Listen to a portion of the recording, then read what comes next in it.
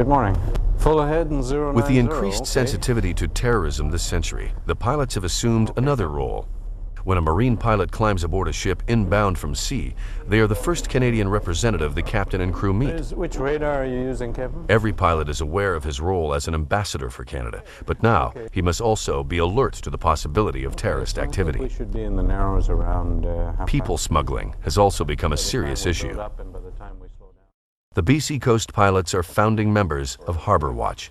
The entire marine community who work in and around Vancouver Harbour have banded together to create a group who can be the eyes and ears of the harbour. With procedures in place, all are alert for possible trouble and trained to know what to do in the event they find something amiss. You anticipate that everything is going to work properly. You always find that there's these surprises. And, that's one of the things that pilots have to deal with on a daily basis, is that the unexpected, and you have to prepare yourself for that. Neither one of you copies. The input area, please answer. Do you have a medic on board? Okay, there is a medic on board the point area number 2, and pilot 4, what is the condition of the patient at this time? Patient is unconscious. They have 1 bottle of oxygen left, possibly 20 minutes. Point Henry, go ahead. The pilot is just requesting oxygen and paramedic, and they'll meet you out there, okay? Fine, you're just a beam Lucy Island and just a bit of fog, and should be in the pass in about 20 minutes. 20 minutes, is that right?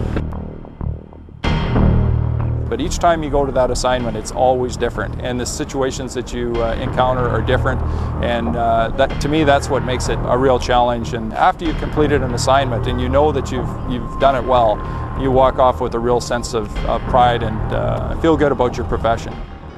Quatsino Sound, the west coast of Vancouver Island.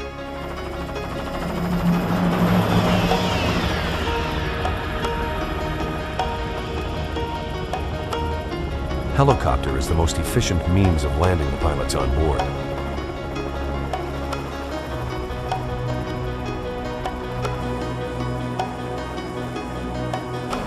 How are you doing? Good to see you again. On entering the bridge, the pilot only has a few minutes to exchange information with the captain of the vessel. So this pilot will take her first. We're going to run slowly. Check the ship's compass and get the ship on course. At this stage, he is not even certain that the ship will answer the helm or that the engines will function smoothly. Every ship is an uncertainty. Every ship must be tested to see how the vessel and the crew will respond.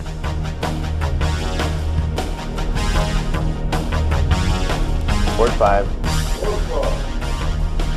The entrance to the Sound is blocked by the Gillam Islands, and so the passage begins with a series of rapid course alterations, which set the ship neatly between the islands, the shore, and some rocks lurking just under the surface. Well, we basically just steering a heading here. We use there's a little mark on the beach up there. There's a fish marker on the beach that you're heading on. One of the things with being a pilot is if the compass, if the gyro isn't working, the pilot knows what to head on, right, to keep himself clear. You lost all the radars, lost all the electronics. You should still be able to bring the ship in without it. We can go to the radar. You use everything you have. There's all kinds of instruments, and you use them all. But if you lost them all, you still have to be able to do it. That's the essence of piloting. Into the Sound, the ship has some plain sailing now. Time to prepare for the most hazardous section of the transit, Quatsino Narrows. This is a section of water where the ship must make a right-angled turn into a particularly narrow channel. During maximum tide, the water boils through the Narrows at up to 8 knots, making passage impossible. Slow ahead. Hard to starboard. Slow. Australian River, Lorraine. Oh, Lorraine, is that Kenny? That's right. Hi, Kenneth, Mark. Oh, hi, Mark. Where's your rip ladle? She's still flooding here. The ship must time its transit to pass through exactly on slack. With 2 tugs, the ship enters the Narrows.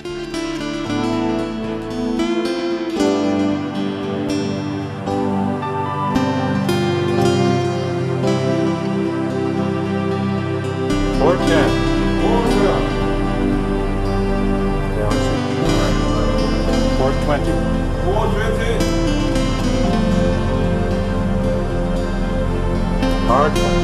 All aboard. Half ahead. With the ship's rudder directed to port and tugs on standby if needed, the ship turns into the channel. Port 10. Port's on.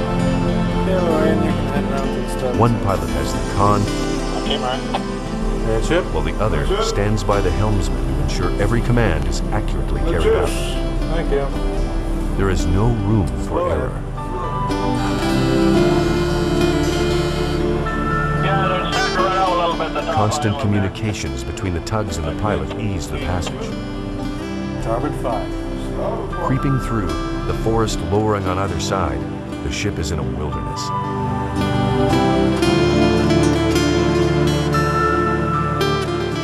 Eagles watch the transit.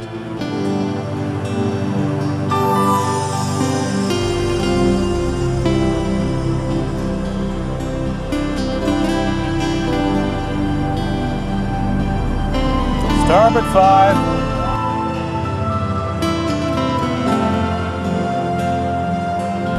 Say 045. 045. Lorraine. Starboard 20. Utah, Dawn. Old mines close down and new ones open. Dead slow ahead. And so even though the frequency of ships making this passage is greatly reduced, they may come again. Stop engine. And it will be the pilots with their course books and pool of local knowledge which will enable ships to safely make the passage again. Lorraine, stop. Husky, back. Okay, Ken, that'll wrap it up for you. Thanks very much. That was good.